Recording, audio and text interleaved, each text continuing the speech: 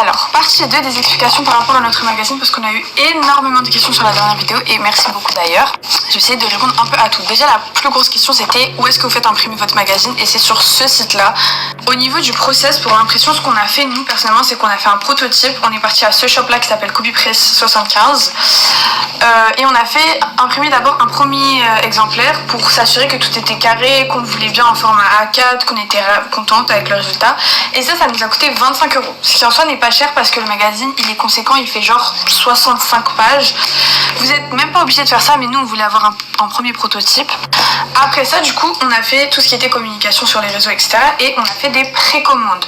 Vous pouvez très bien imprimer d'abord, je sais pas, genre 100 magazines si vous êtes sûr de vendre 100. Nous personnellement, c'était notre premier numéro, on n'était pas sûr de la quantité qu'on allait vendre, donc on a préféré faire des précommandes. Je trouve ça plus économique, surtout qu'on est sur du papier quand même, genre.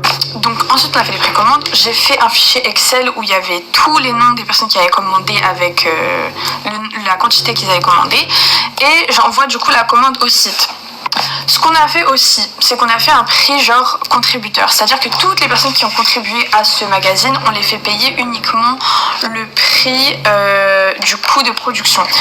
Pour imprimer un magazine comme ça, je sais pas si ça dépend des quantités, mais en tout cas pour la quantité qu'on avait commandée, c'était genre à peu près 8 € le magazine.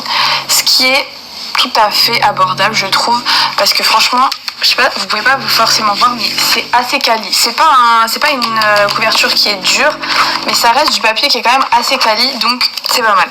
Évidemment, si vous voulez partir sur des prints encore plus compliqués, ou genre vous mettez des papiers mat au milieu, etc., ça va coûter plus cher. Nous, on est parti sur un truc quand même assez facile en termes de production.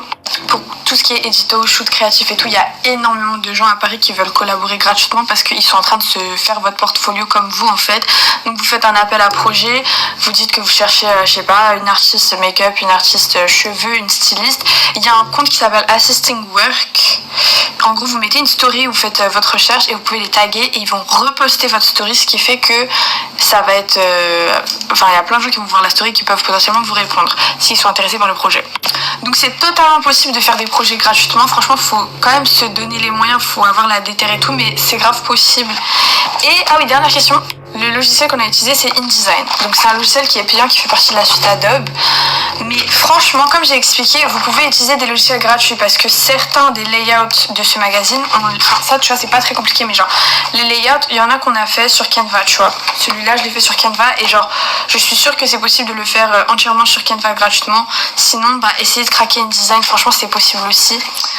Franchement, faut un peu forcer le choix. Voilà, j'espère que cette vidéo vous a aidé et branchez-vous sur l'Insta. Ça c'est mon Insta, ça c'est l'Insta du magazine parce qu'on va bientôt sortir le numéro 2. Voilà, bisous. Alors, partie 2 des